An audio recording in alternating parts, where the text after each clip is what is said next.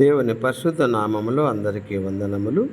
వాక్యమును ధ్యానించుకుందాం. అపోస్తలుల కార్యములు 6వ అధ్యాయము 9వ వచనము నుండి.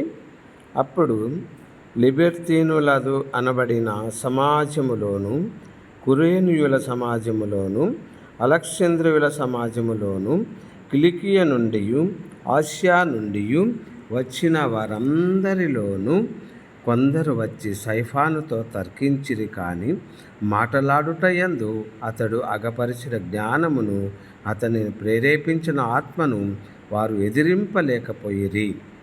అప్పుడు వారు, వీడు మోషే మీదను దేవుని మీదను దూషణ వాక్యములు పలుకగా మేము వింటిమని చెప్పుటను మనుష్యులను కుదుర్చుకొని ప్రజలను, పెద్దలను, శాస్త్రులను రేపి అతని మీదికి వచ్చి అతనిని పట్టుకొని మహాసభ యొద్దకు తీసుకొని పోయి అబద్ధపు సాక్షులు నిలువపెట్టి, వారు, ఈ మనుష్యుడు ఎప్పుడును ఈ పరిశుద్ధ స్థలమునకును మన ధర్మశాస్త్రమునకును విరోధముగా మాట్లాడుచున్నాడు.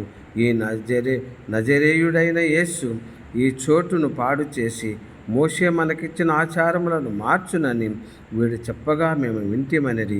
సభలో కూర్చున్న వారందరూ అతని వైపు తేరి చూడగా అతని ముఖము దేవదూత ముఖము వలె వారికి కనపడెను.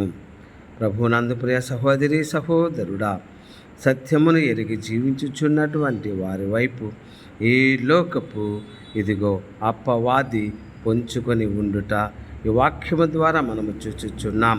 పెద్దలుగానే, అధికారులుగానే కనపడతారు. మహాసభలకు వారు ఈడ్చుకొని వెళుతూ ఉంటారు.